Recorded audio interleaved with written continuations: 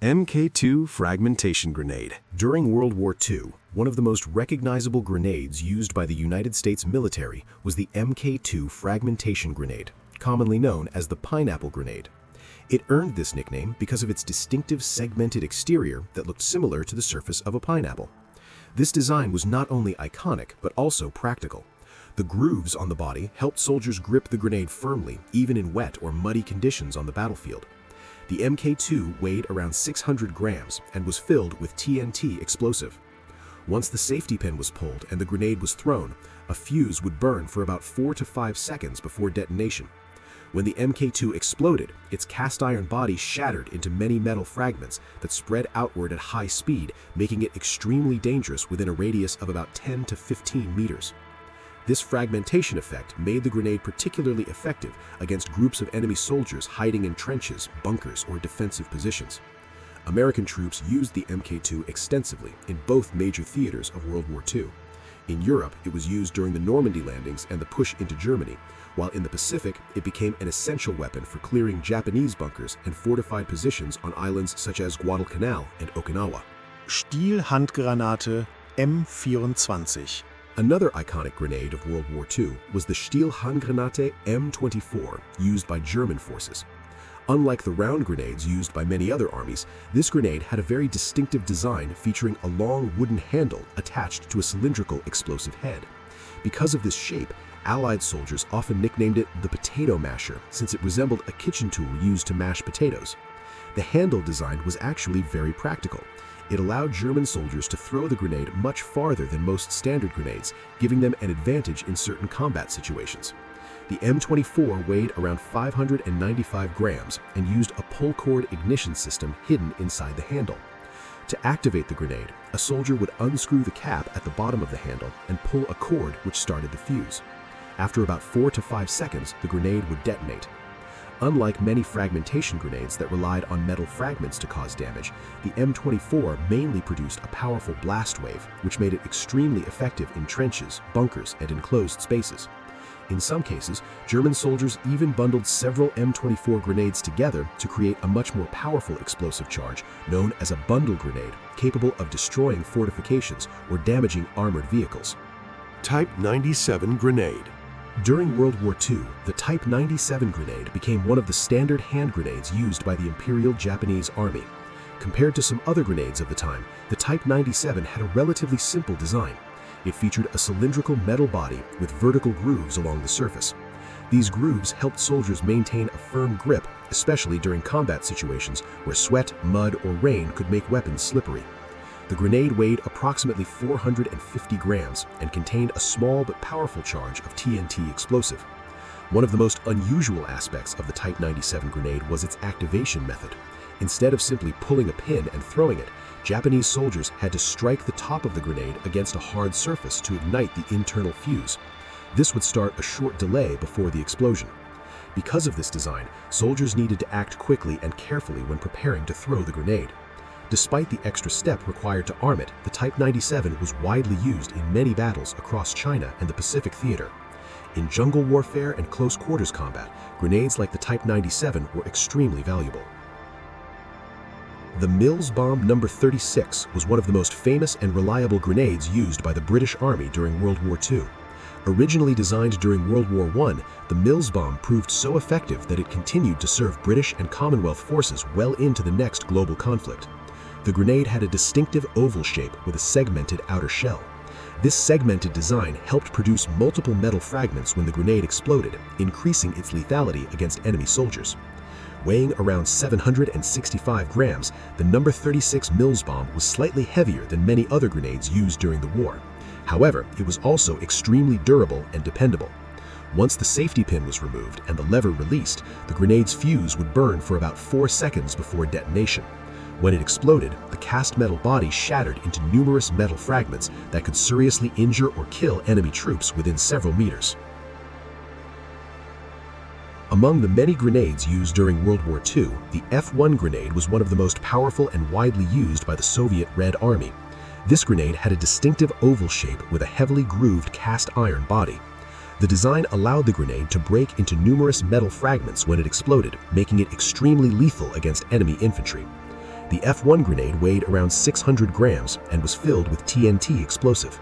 Once the safety pin was removed and the lever released, the fuse would burn for about 3 to 4 seconds before detonation. When the F1 exploded, the cast iron body shattered into hundreds of fragments that could spread in all directions. Some fragments could travel up to 30 meters, making it one of the most dangerous fragmentation grenades of the war. Because of this large danger radius, the F1 was often used from defensive positions, such as trenches, buildings, or fortified lines, where Soviet soldiers had cover after throwing it. RGD-33 grenade. Another grenade used by Soviet forces during the early years of World War II was the RGD-33 grenade. Compared to many other grenades of the time, the RGD-33 had a more complex and modular design. It featured a cylindrical body attached to a handle-like grip, making it easier for soldiers to throw with greater control. One of its unique features was the ability to attach an external fragmentation sleeve, which increased its destructive power by producing more deadly metal fragments when the grenade exploded. Without the fragmentation sleeve, the RGD-33 worked mainly as a blast grenade, but when the sleeve was attached, it became a much more dangerous fragmentation weapon. The grenade weighed about 500 grams, depending on its configuration. However, the RGD-33 required several steps to arm properly before throwing. Soldiers had to unlock the safety mechanism, prepare the fuse system, and then throw it quickly. Because of these extra steps, the grenade could be difficult to use during fast and chaotic combat situations. Type 99 grenade. The Type 99 grenade was a standard hand grenade used by the Imperial Japanese Army during World War II. It was introduced in 1939, the Japanese year 2599, which is where the name Type 99 comes from. The grenade was designed to be simpler and easier to mass produce than earlier models such as the Type 97, making it more suitable for the later stages of the war when Japan needed large quantities of infantry weapons. The grenade had a metal body with segmented grooves, which helped create deadly fragments when the grenade exploded. These fragments could spread in multiple directions, making the grenade effective against enemy soldiers in trenches, bunkers, or defensive positions. Compared to some other grenades of the era, the 99 grenade was relatively lightweight, allowing soldiers to carry several of them into battle. Unlike earlier Japanese grenades that required striking the grenade against a hard surface to activate it, the 99 used a more conventional pull-pin fuse system. Once the pin was removed and the grenade was thrown, a time delay fuse would ignite, usually exploding after about 4 to 5 seconds. This delay gave soldiers enough time to throw the grenade before detonation. M39 egg grenade. The M39 grenade, commonly known as the egg grenade, earned its nickname from its smooth oval shape that closely resembled an egg. Compared to the famous Mk2 pineapple grenade, the M39 was smaller and more streamlined, weighing around 400 grams. Its lighter weight and compact design made it easier for soldiers to carry multiple grenades and throw them quickly and accurately during combat. Because of its smooth exterior, it could also be pulled out of pockets or pouches more easily than grenades with segmented bodies. The M39 was especially useful in close-quarters fighting environments such as bunkers, trenches, and dense jungle battlefields. In these situations, soldiers needed a grenade that could be deployed quickly without getting caught on equipment or obstacles. Although it was not as widely remembered as the Mk2, the M39 still played an important role as a practical and efficient fragmentation grenade used by American troops during World War II. Number 69 grenade.